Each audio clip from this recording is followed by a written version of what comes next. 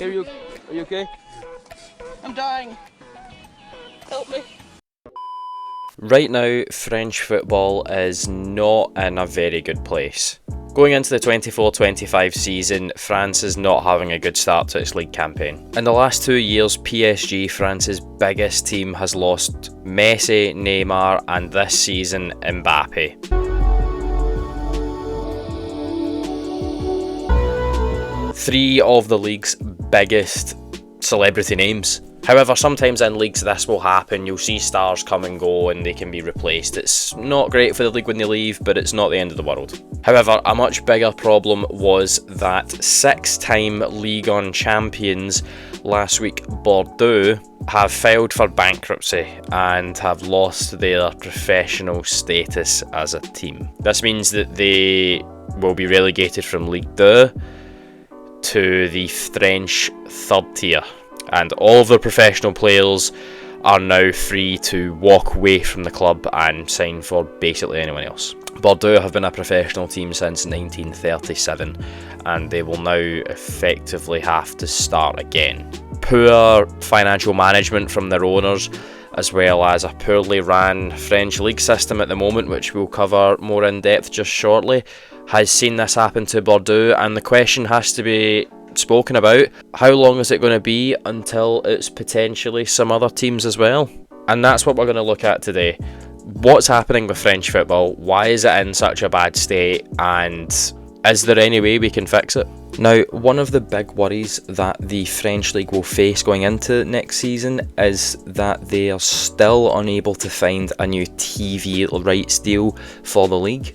Now, of course, I'm sure everyone knows that TV rights deals for leagues are a absolutely massive source of income for the league and basically deal majority of the prize money.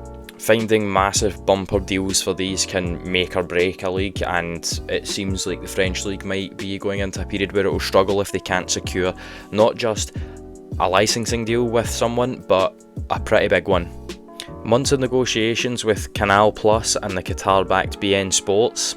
I've seen both of them turn their backs on French football and they've pulled out of their deals.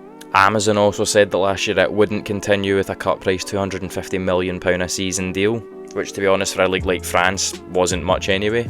And this is why a lot of French clubs are actually fearing bankruptcy, because this TV rights deal will determine a large proportion of their income. Now, for anyone that doesn't know already, let's break down how some of the finances work for some of these teams in France. Now, PSG is the one outlier for this, and basically the amount of money coming into the club will be much greater than the amount of money that they're spending every year. So I'm just picking random numbers right now, but let's say it looks something like this. Now, the money that they're spending is, I'm only counting on things like player wages, running costs, travel and accommodation, general staff around the club, stuff like that. I'm basically not including transfers in either of these fees. And the amount of money that's coming into the club is based on things like matchday ticket revenue, merchandise, and basically the amount of money that the club's owners are able to funnel into the club through different means. Things like sponsorships and that as well. Now, for a team like PSG, this means that they're kind of financially able to sort of do what they like. They can hold on to players, they can go and buy players, they can subsidise themselves based on, whatever TV deal they get, basically. It won't affect them too much. Now, here's how a lot of other clubs will run something more similar to this, where the amount of income is probably somewhere close to or slightly below the amount that they make every year. Now, this means that so long as they don't overspend, and that so long as they're making, a decent sale every few seasons and they keep that money and distribute it across the club for the next few years, they can get away normally relatively scot-free by doing quite well and being able to spend a little bit here and there as they go. Now, a lot of French clubs, however, will look something like this, where the amount of money that they're bringing in every year is actually less than what they're spending every year. Now, how do they go about this? Well, basically, they have to try and cut costs wherever they can. They can't let their wages go too high, and they'll have to sell valuable assets within the club, mainly players, to subsidise the differences. Now, luckily enough for French teams, France seems to be a consistent talent factory. If you go and look at a lot of the young, not even necessarily young players, but a lot of players that have left France in recent years for massive fees, There's loads of them. Going abroad, bringing a lot of money into the clubs. The clubs can then keep this money, and this helps, run the club for years to come. Now, if your club is ran like either of these two graphs show, then this means that if France isn't able to secure a big TV rights deal, or if they're not even able to secure one at all, you could lose, well, we don't actually know. I don't actually know how much French clubs make year on year based on TV rights money that is distributed across the league, but they could lose 5 million a year, 10 million a year, 25 million a year. We don't know. But they will lose a sizable amount of their income every year. And this basically means that they have to cut even more costs, they have to be even more clever with their money, and sometimes they just simply don't have enough money to get by. And this is why so many clubs are fearing bankruptcy.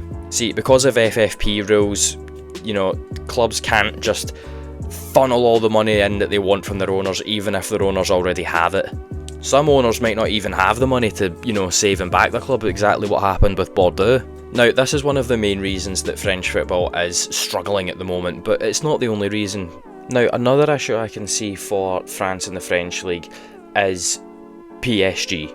Not only because they've sold a lot of their celebrity players, as I mentioned earlier, which has less of a pulling factor for big TV companies to come in and basically sponsor the league to get its image rights, but also just because of the way they conduct themselves. Now, everyone calls France a farmers' league. PSG are expected to win the league every single year. In fact, they won the treble last year and no one batted an eyelid.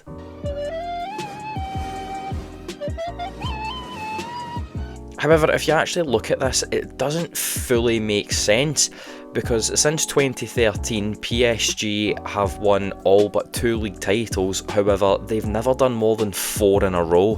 2017, Monaco were crowned champions, and 2021 saw Lille crowned champions.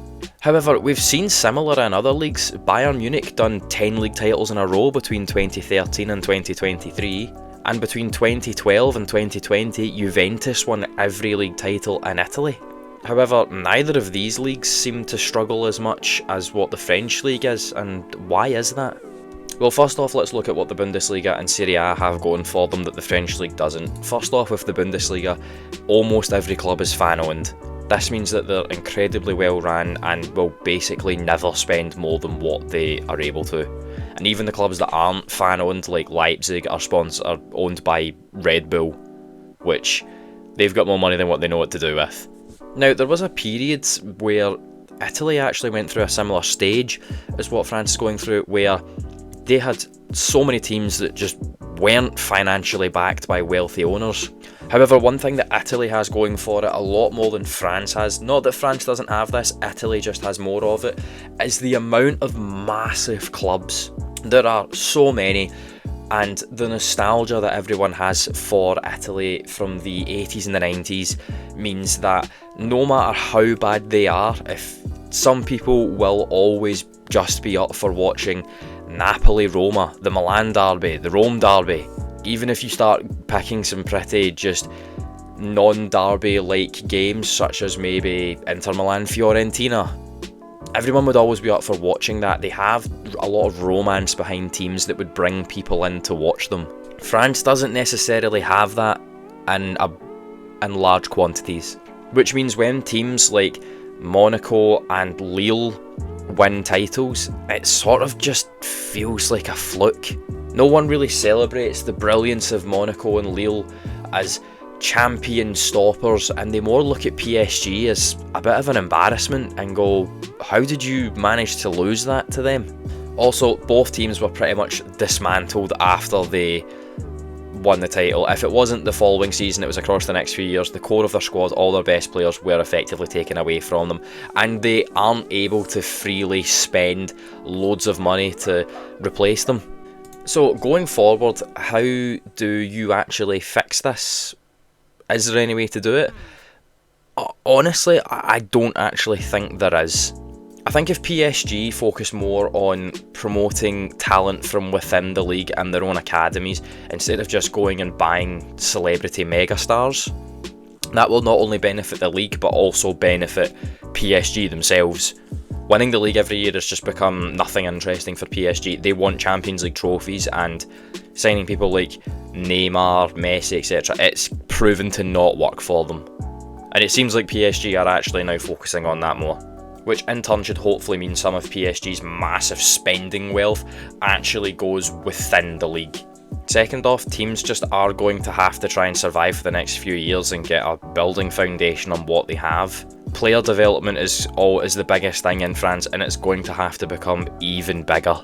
I feel like French clubs are also going to have to put a lot more emphasis on trying to do well in Europe, because it's one of the only other sources of actually bringing in money. And this is simply because not enough French teams are actually backed by, you know, mega wealthy owners who are able to pump money into the club every year to year on year fix debts that they've accumulated over the previous year.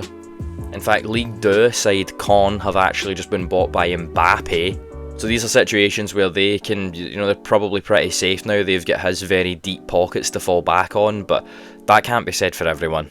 Unfortunately, what you would have to do to fix the French league is actually a very, very difficult topic to think about. It's very hard because whatever avenue I think you go down, they've tried it in recent years.